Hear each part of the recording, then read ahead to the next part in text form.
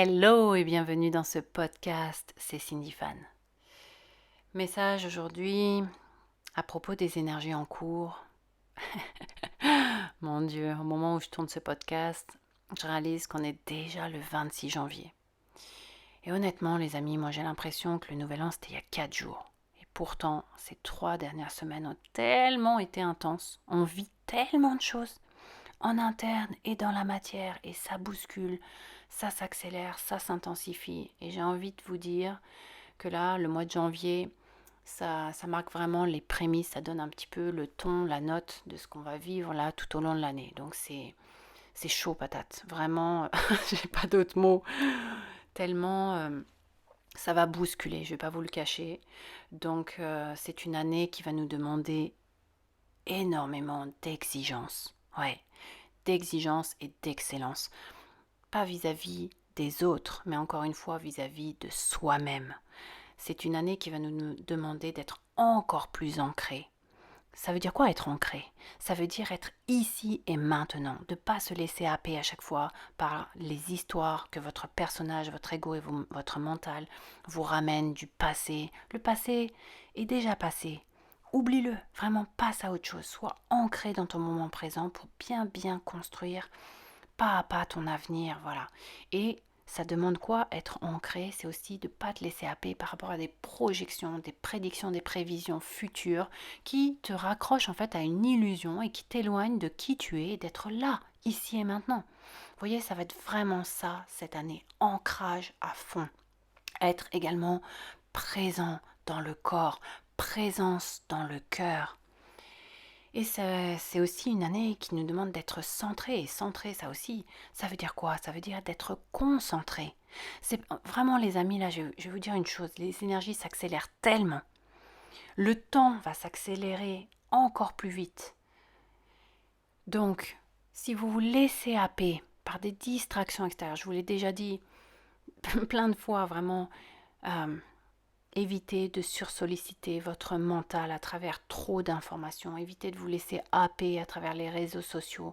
Diminuez vos temps de présence avec les écrans. D'accord? Cette lumière, elle affecte votre troisième œil, elle affecte votre conscience. D'ailleurs, en parlant de réseaux sociaux, pour ceux qui me suivent depuis un bon moment sur ma chaîne YouTube, vous avez pu observer qu'il n'y a plus de commentaires. En fait, j'ai désactivé cette fonctionnalité et je vais vous expliquer pourquoi ici afin de vous amener peut-être à une observation et une prise de conscience que moi-même je me suis faite ces dernières semaines. J'ai pu constater qu'il y a énormément de perturbations énergétiques sur la toile. Bon, déjà, d'une part, il y a l'émergence de l'intelligence artificielle qui va prendre de plus en plus de place dans nos vies. Et à savoir, les amis, je ne sais pas si vous en avez conscience, mais la majorité des commentaires que vous pouvez lire sur les réseaux sociaux est issue de l'IA. Je vous invite à voir les travaux d'Elon Musk à ce sujet, qui est propriétaire de Twitter et qui fait énormément d'analyses. Et vous me direz pourquoi ça arrive? Eh bien, tout simplement pour influencer l'opinion de masse. Et puis aussi pour ensemencer, si on peut dire, encore plus de réactivité, d'impulsivité, d'agressivité chez les êtres humains qui en fait développent un besoin, si vous voulez, toujours d'avoir une opinion, de tout le temps écrire ce qu'ils pensent sans réfléchir avant même d'écrire. Ah mais sérieusement même, je me suis dit, mais quand on va voir un film au cinéma, ben t'as pas un chat avec plein de commentaires à côté pendant le film, après le film. Ça serait comme si t'as un mec à côté qui mange des pop-corn et qui arrête pas de te parler. Mais tu vas pas profiter du film, tu vas pas vivre le film, tu vas pas kiffer ton film. Donc, bref, mais je vois des choses vraiment qui sont aberrantes en ce moment. Pareil, au niveau de la communication, sérieusement. Il y a des gens, ils m'envoient un texto, des connaissances ou quoi. Pas un bonjour, salut, ça va. Non, c'est je t'envoie une vidéo, je t'envoie une photo, point. Qu'est-ce que tu penses de ça, Cindy? Eh mais moi, je réponds pas. Franchement, avec les énergies qui arrivent, j'ai envie de vous dire, les amis, on a vraiment plus le temps de perdre du temps. Le temps s'accélère tellement que ça nous demande à prioriser, aller à l'essentiel, aller au simple et pas perdre de temps dans des distractions inutiles, j'ai envie de vous dire. Alors oui, avec le choix que j'ai fait ces derniers temps, celui de passer de vidéo à podcast, celui d'enlever les commentaires, je peux te dire que l'algorithme, il n'est pas content. Et du coup, oui, effectivement, il y a moins de vues. En fait, je m'en fiche. Parce que je ne suis pas ici pour répondre à des attentes d'algorithme. D'ailleurs, je trouve que ça déshumanise vraiment l'être humain. Et je ne suis pas non plus ici pour répondre à des quelconques attentes. Non, moi je suis ici pour partager qui je suis, ma vibration. Je suis ici pour transmettre des messages que je ressens, que je canalise, et que ça puisse t'aider, toi, à naviguer dans ce nouveau paradigme. Que ça puisse t'aider à connecter avec ton cœur. Que ça puisse t'aider à évoluer en conscience, à répandre encore plus de paix et d'harmonie à l'intérieur de toi et tout autour de toi. Et c'est comme ça qu'on change le collectif. Chacun fait sa part du colibri. Donc voilà, tout ça pour dire que j'ai pu aussi également observer que c'est un réel enfermement pour certains youtubeurs ou vlogueurs parce que justement ils ont tellement développé un besoin de reconnaissance, un besoin d'être aimé, qui est la plus grosse brèche en fait de l'ego, du mental, de l'ego blessé, je veux dire, qui fait que ils deviennent esclaves en fait de leur diffusion. Et ils entretiennent un mouvement en fait qui n'est pas dans le nouveau paradigme puisque ça devient un mouvement de dépendance vis-à-vis de leur communauté et ils entretiennent une dépendance de leur communauté vis-à-vis d'eux. Personnellement, je n'ai jamais donné un nom à ma communauté. Vous voyez ? Ça aussi, il n'y a rien de pire pour diviser les gens. Bref, je ne suis pas ici en train de juger ce que les autres font. Chacun fait ce qu'il veut et fait ses choix. Ce que je suis en train de vous inviter à faire, c'est à être vraiment observateur et à amplifier votre discernement, c'est-à-dire tout simplement votre sens critique. Re-questionnez les choses, les amis, et ne donnez pas votre pouvoir à l'extérieur. Comme je vous l'ai dit, cette année 8, l'année 2024, c'est une année de justesse, une année d'alignement, une année où il est vraiment important, capital, de placer des actions dans la matière qui sont en cohérence avec la voix de l'amour, avec la voix du cœur, et pas à travers la voix du personnage de l'ego et de ses petits intérêts personnels. Ça, c'est terminé. Je peux vous dire que l'effet boomerang devient de plus en plus fort. Et oui, puisque les énergies s'accélèrent, le temps s'accélère. Donc plus vous êtes aligné, mieux ça se passe. Et n'attendez pas encore une fois que l'univers vous redresse. Puisque de toute façon, il va toujours remettre les choses à l'équilibre. Comme je vous l'ai dit, les énergies de 2024 n'ont rien à voir avec celles de 2023.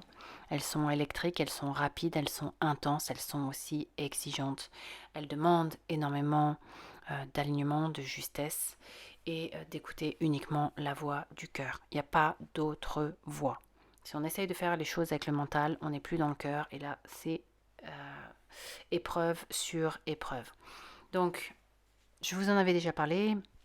On peut ressentir une sorte de feu intérieur, beaucoup d'agitation, il y a beaucoup d'éruptions solaires, beaucoup de prise de conscience. Et là, ce que l'on vit, les amis, c'est qu'on n'est plus en phase de transformation. Non, c'est qu'on est en train d'entrer dans une phase de mutation qui va durer 2 ans, 2024-2025.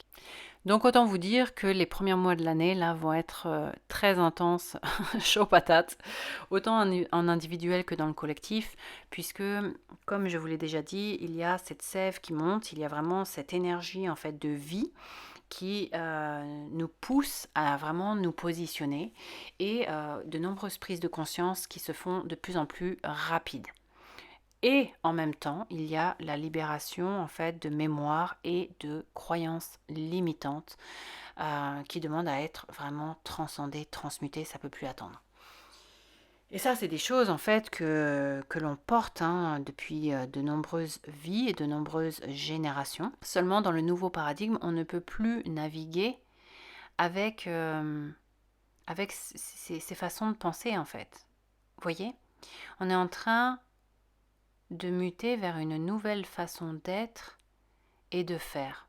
Donc qu'est-ce que ça va créer? Ça va créer d'énormes révoltes en individuel et aussi dans le collectif. C'est un peu l'image qui me vient, c'est comme quelqu'un qui en a vraiment marre d'en avoir marre et qui va prendre des décisions. Donc au niveau professionnel, on va assister aussi à des personnes euh, qui vont sûrement aussi se rebeller, peut-être des personnes qui vont démissionner de leur emploi parce qu'ils ne supportent plus pas leur emploi, mais la façon dont ils sont traités, la façon dont ils, ils font les choses, ils aspirent à d'autres choses en fait. Chaque individu va chercher à aller vers quelque chose qui le nourrit profondément maintenant, qui a du sens, vous voyez. Donc, au niveau collectif, on pourra aussi assister, ça a déjà commencé, hein, énormément de révoltes en Europe aussi qui sont liées avec la terre, avec les agriculteurs. Moi, c'est un mouvement qui me touche beaucoup parce que dans mes lignées aussi, il y a des agriculteurs. Et j'ai envie de vous dire, c'est très très bien ce qui se passe, c'est très positif parce que justement le peuple, le collectif est en train de se positionner, est en train de s'affirmer. Et c'est ce qui va se passer en fait dans tous les domaines de vie puisque on est en train vraiment de se questionner sur qu'est-ce qui est juste pour soi, quels sont nos réels besoins. Je vous l'ai dit, vous n'êtes plus la même personne que vous étiez l'année dernière. C'est terminé. Vous allez découvrir cette année ce que vous êtes vraiment, au-delà des masques, au-delà du personnage, au-delà de l'ego. Donc, acceptez pour certains aussi, alors si vous avez vécu cette année, en ce début d'année, pardon, beaucoup de fatigue au niveau du corps, c'est parce que le corps il a du mal à suivre avec ces nouvelles énergies. Hein. Donc soyez extrêmement doux envers vous-même, écoutez vos besoins, ralentissez s'il le faut et écoutez uniquement la voix de votre cœur. Voilà chers amis, c'est tout pour moi aujourd'hui. On se retrouve tout bientôt pour de nouveaux podcasts. En attendant, prenez bien soin de vous et de votre énergie vitale. Il y a Sweetie qui vient d'arriver à la fenêtre. Allez, ciao ciao!